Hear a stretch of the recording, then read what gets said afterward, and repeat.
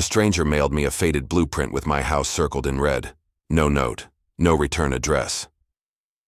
But the next morning, my basement door, sealed for years, was wide open. My name is Sarah, and I've lived in this house my whole life. It's where I grew up, where I learned to ride my bike, and where my parents raised me. Just last year, my mother passed away, leaving me the house and everything in it.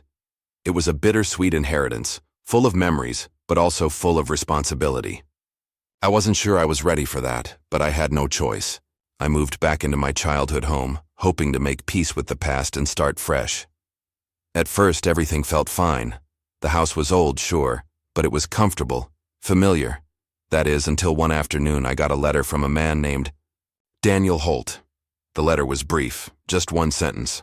"The property you own is under dispute. Please contact me as soon as possible." Naturally, I thought it was some kind of mistake, maybe a wrong address. But the more I dug into it, the more I started to realize something was wrong. This wasn't just any property, it was my family's legacy. The next morning I went down to the basement, looking for some old boxes of family keepsakes. When I opened the door, I was stunned. The basement, which had been sealed for years, was wide open, as if someone had been there recently. I had no idea what was happening, but I knew one thing. My mother's house, the place where I had lived my whole life, was now the center of something much bigger than I could have ever imagined.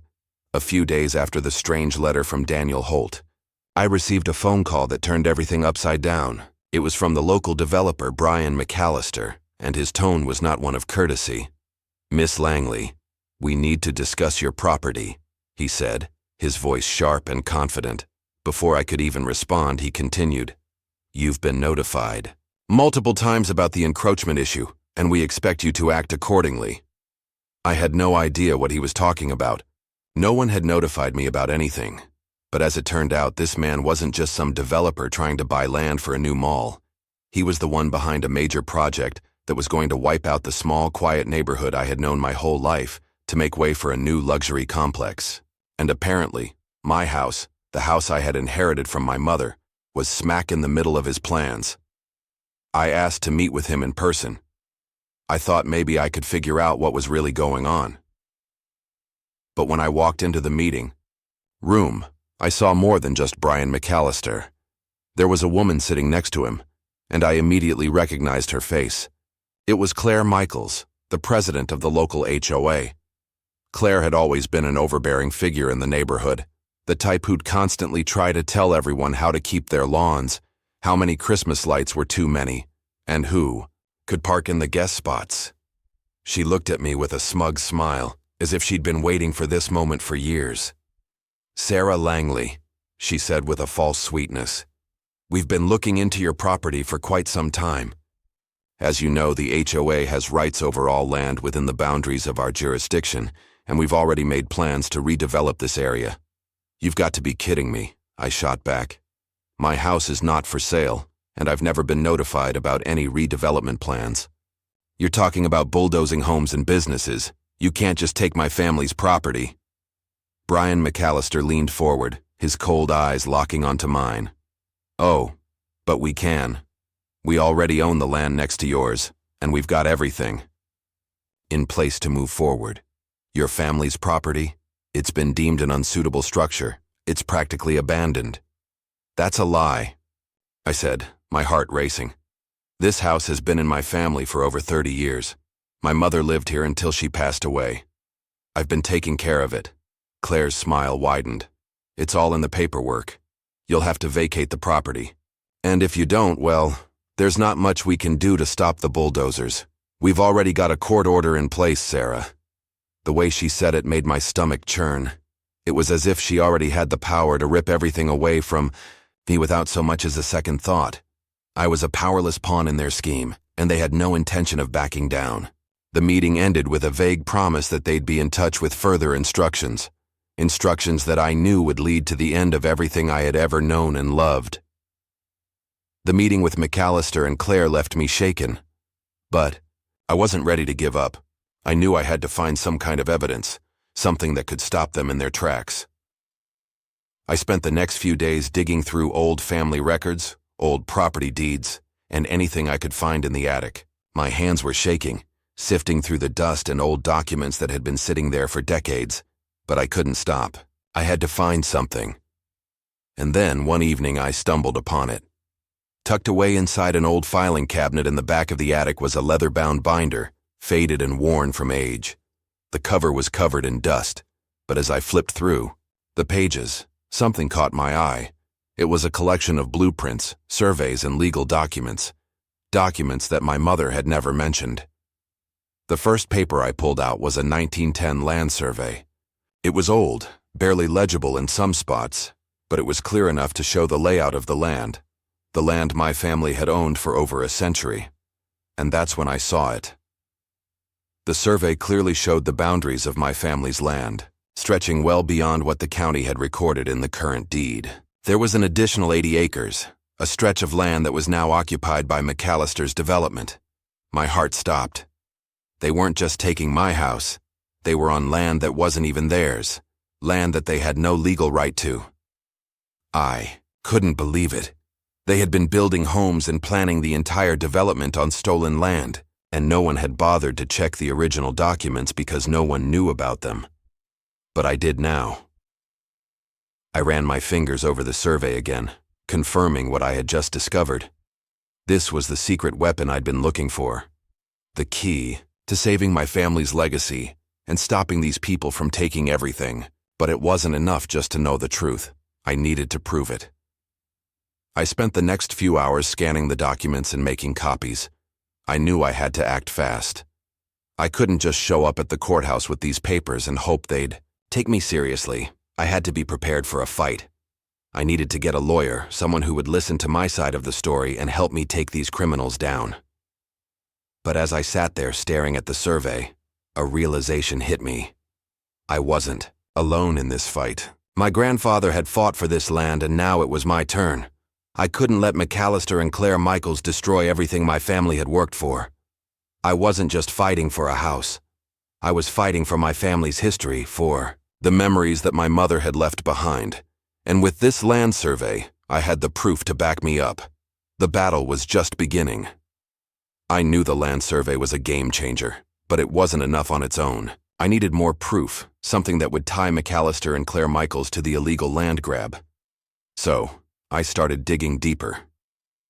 I began by visiting the county records office. After hours of combing through outdated files and dusty ledgers, I found the deed to the land, the one that McAllister's company had purchased just 6 months ago. The transaction seemed clean on the surface, but there was something strange. The sale had been finalized with a company called Cedar Ridge Investments, LLC. I'd never heard of it before, but I was suspicious. I made a note to look into it later. The next morning, I reached out to some of the neighbors who had lived here even longer than I had. One of them, a woman named Maria, was particularly helpful. She had lived across the street for over 40 years, and I knew she'd seen a lot. I asked her what she knew about McAllister and the development. Maria gave me a knowing look. "Oh, I know all about him," she said, her voice tinged with frustration. "He's been trying to buy up properties in this neighborhood for years. But it's not just him. It's Claire Michaels, too. She's been pushing for this project from the start. I always thought something was off about her." I pressed her for more details. Maria mentioned that Claire had been seen meeting with McAllister frequently, but what caught my attention was the mention of Cedar Ridge Investments. She said she'd seen Claire meeting with someone from that company on multiple occasions, but she didn't know who they were. That was the piece I needed. Cedar Ridge Investments was more than just a shady company. It was the key to unraveling the whole operation. I immediately went online and started digging into its records. What I found made my blood run cold. Cedar Ridge Investments wasn't just any random LLC. It had ties to a whole web of shell companies, all registered in different states, with no apparent business dealings or assets, but each one linked to McAllister and Claire Michaels.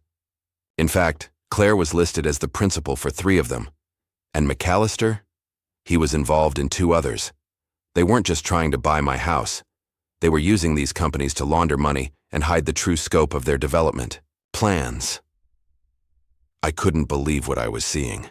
They had been using these LLCs to buy up land under false pretenses, covering their tracks by masking the true ownership. No wonder they were so confident they could bulldoze the entire neighborhood. They had their hands in everything. And it wasn't just McAllister and Claire, there were a dozen others who stood to gain from this massive redevelopment. I spent the next few days getting as much information as I could. I contacted a few other neighbors who confirmed that they too had been approached by Cedar Ridge or McAllister's people. Some had been offered far below market value for their homes, and a few had already signed away their properties, unaware of the full extent of the shady dealings. As I pieced everything together, it became clear.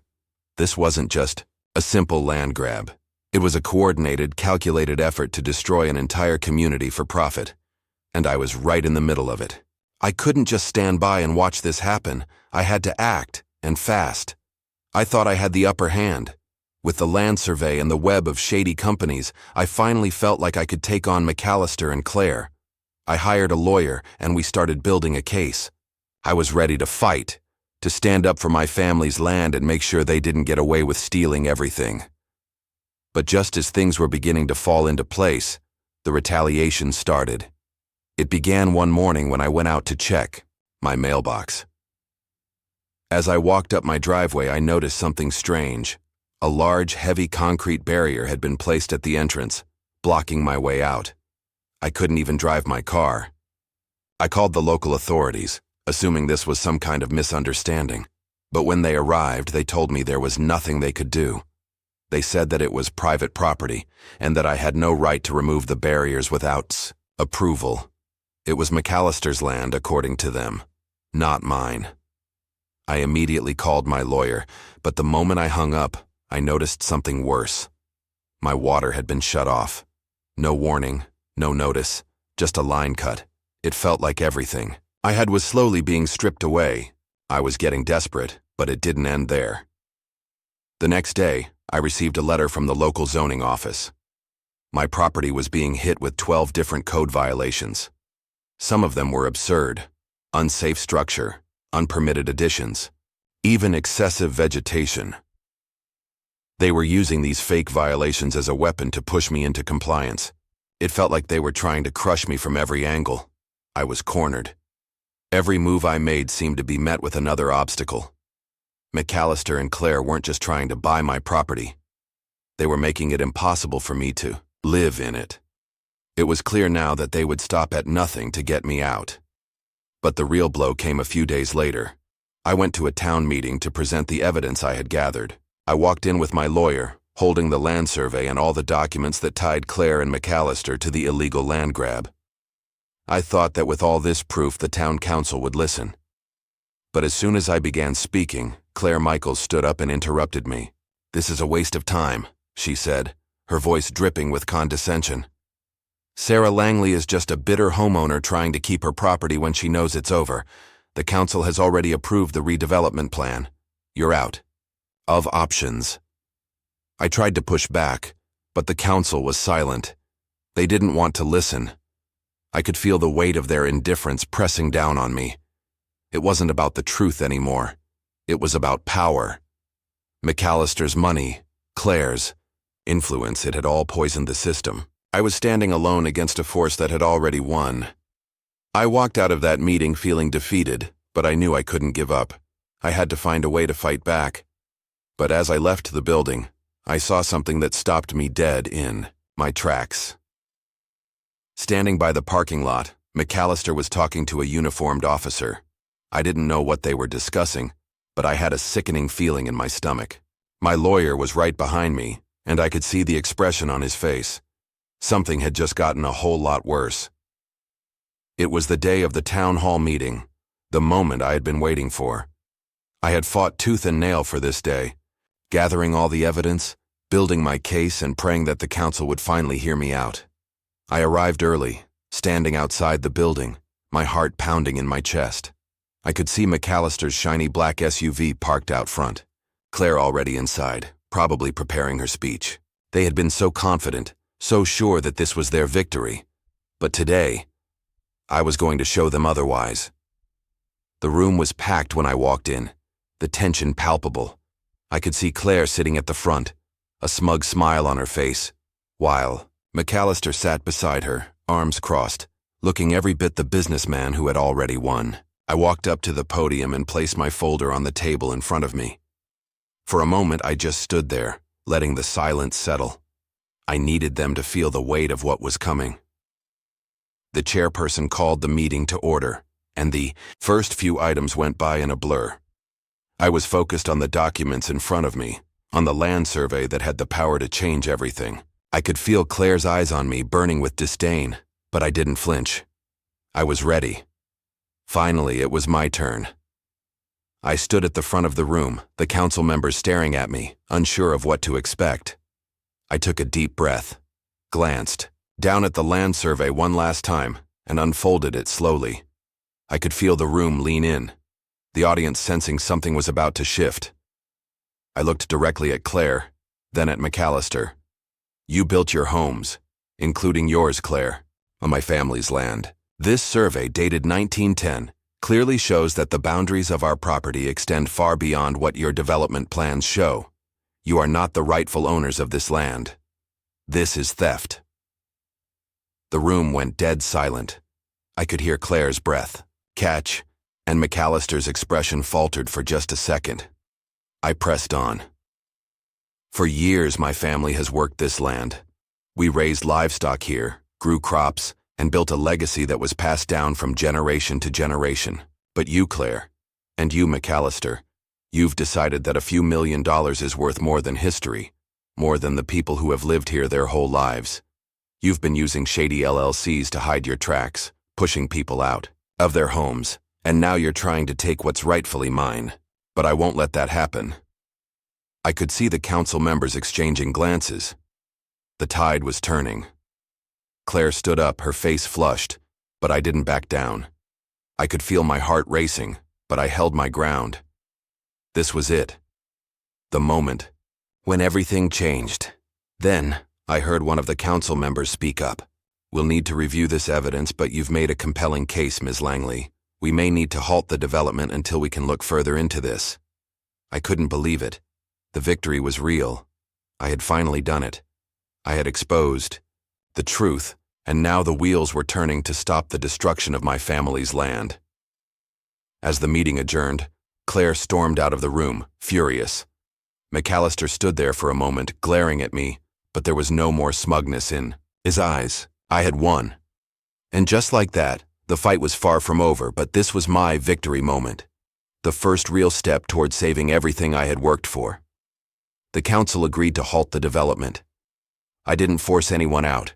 Instead, I helped create a community association built on fairness and transparency. Our land was safe, and justice prevailed. I had fought for what was right, and now my family's legacy was secure. Just when I thought the fight was over, I received a mysterious email from a lawyer, claiming someone even more powerful than McAllister was now after my land. Who could it be?